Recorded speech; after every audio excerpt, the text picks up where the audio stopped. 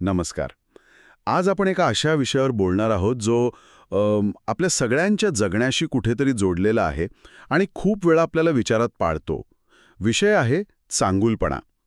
आपल्याकडे काही विचार आहेत जे म्हणतात की यात जीवनाचं रहस्य दडलंय. पण अनेकदा असं होतं ना की आपण तर खूप मनापासून चांगलं वागतो. हो, पण समोरून तसा प्रतिसाद मिळत नाही. उलट कधीकधी काहीतरी वेगळाच नकारात्मक अनुभव येतो. बरोबर. मग गोंधळ होतो. हो. मग प्रश्न पडतो की काय करायचं? म्हणजे आपलं वागणं बदलायचं की आपलं चांगलं असणं टिकवायचं? तर ह्याच गोंधळातून आज आपण एक स्पष्ट दिशा शोधायचा प्रयत्न करणार आहोत. आपला उद्देश काय आहे?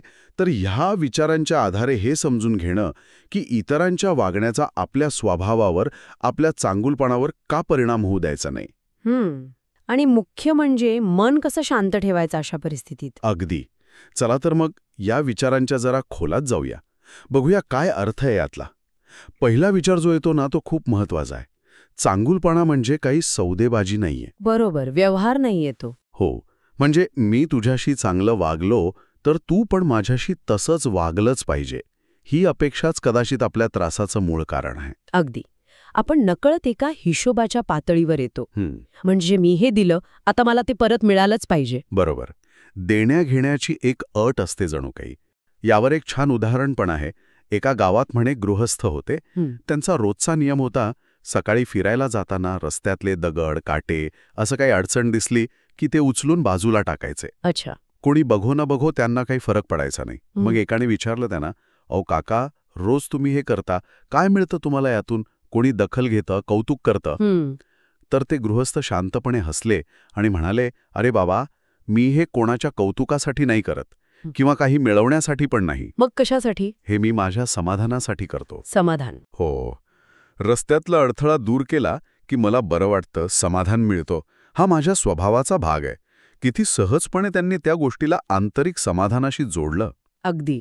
हे उदाहरण खूप महत्वाचं आहे, कारण ते चांगुलपणाच्या मूळ स्वभावावरच बोट ठेवतं. मानसशास्त्रामध्ये म्हणजे याला आपण आंतरिक प्रेरणा म्हणतो, इंट्रिन्सिक मोटिवेशन. आंतरिक प्रेरणा. म्हणजे एखादी गोष्ट आपण करतो कारण ती केल्यानेच आपल्याला आनंद मिळतो, समाधान मिळतं, बाह्य बक्षीस किंवा कौतुकासाठी नाही. अच्छा. आणि या उलट असतं ते म्हणजे बाह्य प्रेरणा, म्हणजे काहीतरी मिळेल म्हणून करणं. बरोबर. आणि गडबड तेव्हा होते जेव्हा आपण आपल्या चांगुलपणाला पूर्णपणे बाहेरच्या प्रतिक्रियेवर अवलंबून ठेवतो. जणू काही एक हिशोबाची वहीच उघडली आपण. मी इतकं चांगलं वागले तर मला इतका परतावा मिळालाच पाहिजे. हो, ही लेजर मेंटॅलिटी म्हणतात तशी, हिशोबी वृत्ती. हो. आणि यातून फक्त निराशाच येते, कारण समोरच्याचं वागणं काही आपल्या हातात नसतं ना. बरोबर. चांगुलपणा जो टिकतो तो आपल्या मूल्यांशी जोडलेला असतो, आपल्या स्वभावातून येतो तो. आणि त्याचा आनंद ती कृती करण्यातच असतो, परतावा मिळण्यात नाही. ही दृष्टी असली की मग आपण जास्त सहनशील होतो आणि निराशा कमी होते. अगदी बरोबर. आणि ही हिशोबी वृत्ती जर आपण बाजूला ठेवली की मग पुढचा मुद्दा समजायला सोपा जातो. तो म्हणजे समोरची व्यक्ती जशी वागते तो त्यांचा स्वभाव असतो किंवा त्यांची त्यावेळची परिस्थिती असते. त्याने आपलं मूल्य ठरत नाही. हे खूप महत्वाचं आहे. हो, म्हणजे कोणी आपल्याशी उद्धटपणे बोललं किंवा आपल्या चांगुलपणाचा समजा गैरफायदा घेतला तर त्याचा अर्थ असा नाही की आपल्यात काहीतरी कमी आहे. हो ना, पण आपण घेतो तसं मनावर. घेतोच. खूप पर्सनली घेतो आपण. लगेच स्वतःला दोष द्यायला लागतो की मीच काहीतरी चुकलं असेल. हो. यावर पण एका संताची गोष्ट सांगतात. एक संत होते खूप शांत आणि प्रेमळ. बरं. पण तरी काही लोक त्यांना उगाच त्रास द्यायचे. अरे बापरे. मग त्यांचा एक शिष्य होता. त्याला हे बघवलं नाही. तो दुःखी होऊन म्हणाला, गुरुजी, तुम्ही इतके चांगले आहात, मग हे लोक तुमच्याशी इतकं वाईट का वागतात?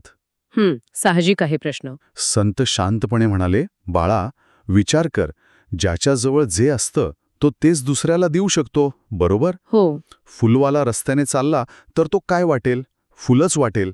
पण ज्याच्या हातात दगडच आहेत तो फेकताना फुलांची अपेक्षा कशी करणार? काय छान उदाहरण आहे. हो. त्या लोकांकडे कदाचित राग असेल, द्वेष असेल, दुःख असेल, म्हणून ते तेच बाहेर टाकत आहेत. माझ्याकडे शांती आहे, प्रेम आहे, मी तेच देऊ शकतो. किती सुंदरपणे सांगितलं त्यांनी की समोरचं वागणं हे त्याच्या आत काय आहे त्याचं प्रदर्शन आहे. हे खूपच महत्वाचं आहे. याला मानसशास्त्रात आपण प्रोजेक्शन म्हणतो किंवा कधी कधी ॲट्रिब्युशन एररच्या जवळ जाणारं म्हणू शकतो. अच्छा. म्हणजे लोक बऱ्याचदा त्यांच्या स्वतःच्या भावना, त्यांच्या असुरक्षितता, त्यांचे नकारात्मक विचार नकळतपणे इतरांवर टाकतात, प्रोजेक्ट करतात.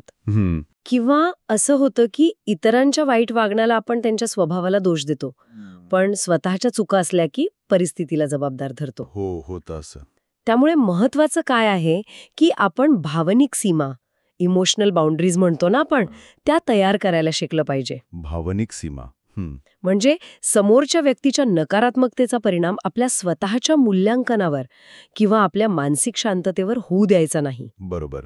त्यांचं वागणं हे त्यांचे अनुभवांचं, त्यांचे तणावाचं, त्यांच्या विचारसरणीचं, कधी कधी तर त्यांच्या नकळत असलेल्या मानसिक त्रासाचंही प्रतिबिंब असू शकतं. म्हणजे त्यांच्या वागण्याला स्वीकृती द्यावी असं नाही म्हणत तुम्ही? नाही, अजिबात नाही, स्वीकृती द्यायची नाही, पण त्यांच्या वागण्यावरून स्वतःची किंमत ठरवणं थांबवायचं. अच्छा.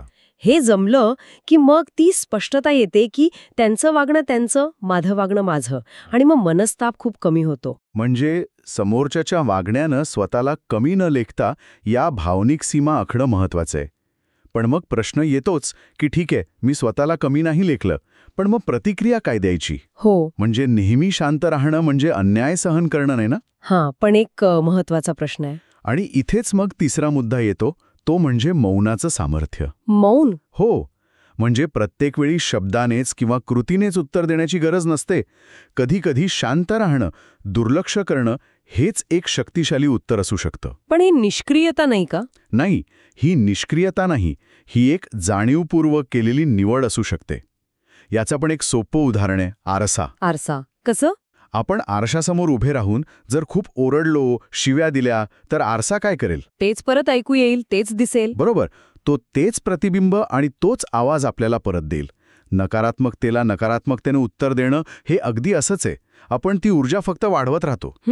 बरोबर. पण जर आपण त्या आरशासमोर शांत उभे राहिलो, काहीच बोललो नाही, तर समोरून काय येईल? शांतता. काहीच नाही. शांतताच. बरोबर. वाईट शब्दांना किंवा कृतींना प्रतिसाद न देणं म्हणजे त्या नकारात्मक ऊर्जेला तिथेच थांबवणं. जणू काय आपण तो प्रतिध्वनी देणारा आरसाच काढून टाकला. अगदी. याला आपण स्ट्रॅटेजिक सायलेन्स म्हणू शकतो, म्हणजे व्यूहात्मक मौन. व्यूहात्मक मौन. छान शब्द आहे. हो, कारण कसं आहे ना, मौनाला अनेकदा कमजोरी किंवा भीतीचं लक्षण समजलं जातं. हो, खरंय. पण अनेक परिस्थितीत, विशेषतः जेव्हा वातावरण भावनिकदृष्ट्या तापलेलं असतं, तेव्हा शांत राहणं हे आत्मनियंत्रणाचं आणि परिस्थितीवर पकड मिळवण्याचं साधन ठरतं. अच्छा. जेव्हा आपण लगेच प्रतिक्रिया देत नाही, तेव्हा आपण स्वतःला विचार करायला वेळ देतो, आणि महत्वाचं म्हणजे आपण समोरच्या व्यक्तीच्या नकारात्मक ऊर्जेला खतपाणी घालणं थांबवतो. खतपाणी घालत नाही आपण त्याला. नाही, त्यामुळे ती ऊर्जा आपोआप कमी होते. इंग्रजीत डोंट फीड द ट्रोल म्हणतात तसं काहीसं. हो हो, बरोबर. हे म्हणजे आपले युद्ध निवडणे, चूजिंग युअर बॅटल्स. बरोबर. प्रत्येक टीकेला, प्रत्येक नकारात्मक टिप्पणीला उत्तर देण्याची गरज नसते. बरोबर. पण एक गोष्ट लक्षात ठेवायला हवी, हे मौन हतबलतेतून आलेलं नसावं. ते एका विचारपूर्वक घेतलेल्या निर्णयातून आलेलं असावं. म्हणजे जिथे स्पष्टपणे बोलणं गरजेचं आहे, तिथे बोललंच पाहिजे. नक्कीच. पण जिथे मौनाने नकारात्मकता अधिक प्रभावीपणे थांबवता येते, तिथे त्याचा वापर करणं ही एक कला आहे. म्हणजे मौन हे एक शस्त्र पण असू शकतं, पण ते कधी आणि कसं वापरायचं हे महत्वाचं. पण हे सगळं करताना पण मनात कुठेतरी एक विचार येतोच. कोणता? की ठीक आहे, मी शांत राहिलो, मी प्रतिसाद दिला नाही, पण ज्याने मला त्रास दिला त्याचं काय? त्याला कधीतरी जाणीव होईल का? त्याला त्याच्या कर्माची फळं मिळणार नाहीत का? हा विचार येतोच मनात.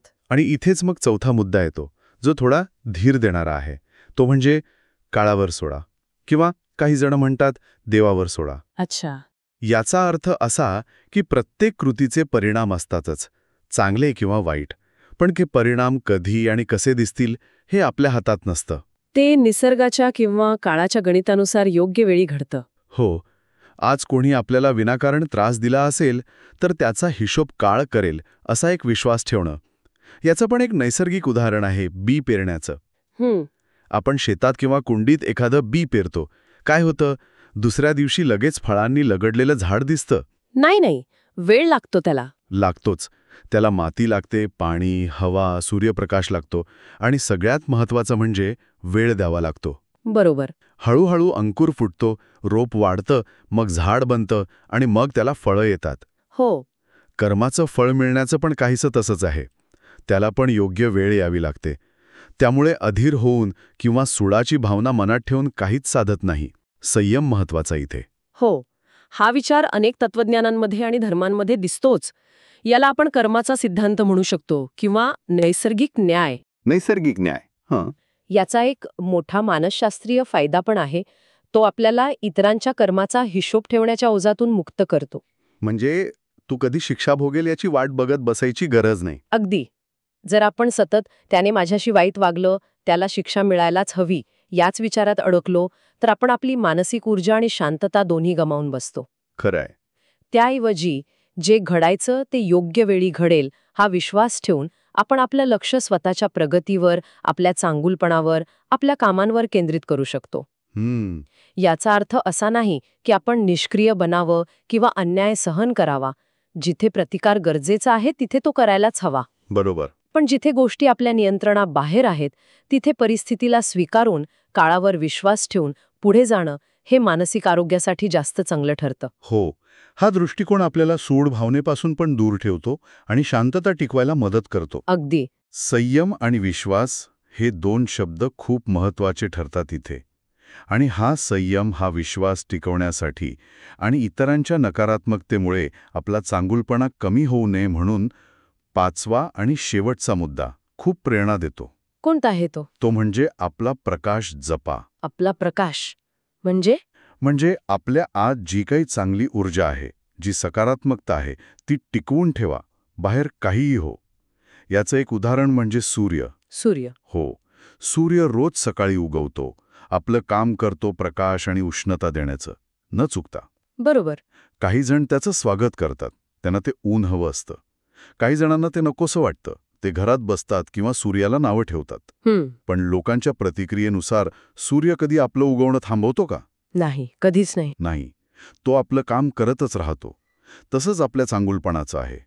कोणी त्याची कदर करो वा न करो, आपण आपलं चांगलं असणं सोडायचं नाही. वा. अजून एक उदाहरण आहे मेणबत्तीचं. मेणबत्ती. हो.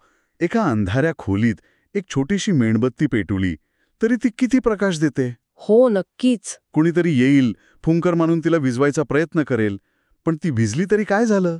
पुन्हा पेटवता येते. अगदी. ती पुन्हा पेटवली की प्रकाश परत येतो. आपला चांगुलपणा, आपली आंतरिक सकारात्मकता हे त्या मेणबत्तीच्या ज्योतीसारखे आहे. किती छान कल्पना आहे. हो. बाहेरून नकारात्मकतेचा कितीही वारा आला, कोणी विझवण्याचा कितीही प्रयत्न केला, तरी आपल्या आत ती ज्योत पुन्हा पुन्हा पेटवण्याची क्षमता आपण जपायला हवी. खरंच खूप सुंदर आणि सशक्त कल्पना आहे. यालाच आपण लवचिकता म्हणतो, रेझिलियन्स. हां. म्हणजे प्रतिकूल परिस्थितीतून, नकारात्मक अनुभवातून सावरून पुन्हा उभं राहण्याची क्षमता. आपला आंतरिक चांगुलपणा, आपली मूल्य, आपली सकारात्मकता ही आपली खरी शक्ती आहे. बरोबर. ती बाहेरच्या परिस्थितीवर किंवा लोकांच्या वागण्यावर अवलंबून नसावी. याला मानसशास्त्रात इंटरनल लोकस ऑफ कंट्रोल असंही म्हणतात. अंतर्गत नियंत्रण बिंदू. हो. म्हणजे आपल्या भावना आणि कृतींवर आपलं नियंत्रण आहे, बाह्य घटकांचं नाही, हा विश्वास असणं. जेव्हा लोक आपल्याशी वाईट वागतात तेव्हा त्या अनुभवाकडे आपल्या मूल्यांची कसोटी म्हणूनही पाहता येतं. कसोटी. हो.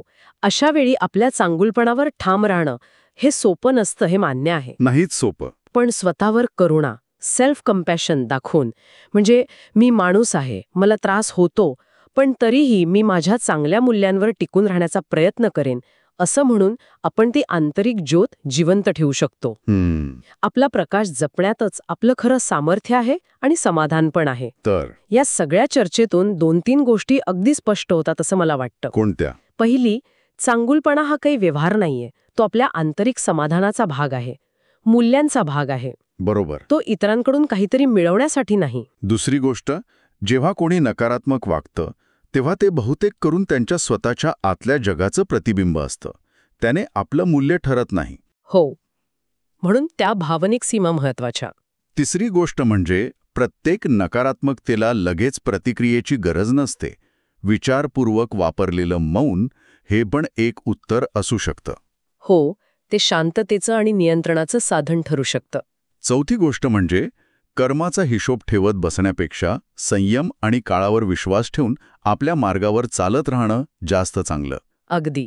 आणि 5वी, सगळ्यात महत्वाची, बाहेरची परिस्थिती कशीही असो, आपल्या आतला चांगुलपणाचा, सकारात्मकतेचा प्रकाश जपून ठेवणं ही आपली जबाबदारी पण आहे आणि शक्ती पण. बरोबर. आणि या सगळ्याच्या शेवटीनं एक विचार मला खूप महत्वाचा वाटतो, जो प्रसिद्ध लेखिका माया अँजेलो यांच्या वाक्यात आहे. काय? त्या म्हणतात की लोक विसरून जातील की तुम्ही काय म्हणालात, लोक विसरून जातील की तुम्ही काय केलत, पण तुम्ही त्यांना कसं वाटायला लावलत हे ते कधीच विसरणार नाहीत. बापरे, खूप खोल आहे. हो, म्हणजे आपला चांगुलपणा हा केवळ कृतीत नाही, तर त्यातून समोरच्या व्यक्तीच्या मनात कोणती भावना निर्माण होते यात जास्त खोलवर रुजलेला असतो. आणि त्याचा प्रभाव शब्दांपेक्षा जास्त काळ टिकतो. अगदी. आजची ही चर्चा आपण इथे थांबवतोय, पण जाता जाता एक प्रश्न मनात येतो. जर चांगुलपणा हा खरंच आपल्या स्वतःसाठी असतो, आपल्या आंतरिक समाधानासाठी असतो आणि इतरांच्या प्रतिसादावर अवलंबून नसतो, तर मग या जगात त्याचा दिसणारा परिणाम मोजण्याची खरंच गरज आहे का? म्हणजे आपण नकळत केलेल्या अनेक छोट्या चांगल्या गोष्टी असतात. एखाद्याला दिलेला हसू, अनोळखी माणसाला केलेली छोटीशी मदत, कोणाबद्दल मनात ठेवलेला चांगला विचार. हो, ज्याची कोणी दखल पण घेत नाही कधी कधी. बरोबर. ज्याचा लगेच काही परतावा मिळत नाही त्यांचं काय? त्या मेणबत्तीच्या प्रकाशासारख्या कृती कितीशी छोट्या असल्या तरी त्या सगळ्या मिळून जगात किती सकारात्मकता पसरवत असतील. त्यांचा तो अदृश्य पण व्यापक परिणाम काय असेल यावर विचार करायला हरकत नाही. नक्कीच विचार करण्यासारखा प्रश्न आहे.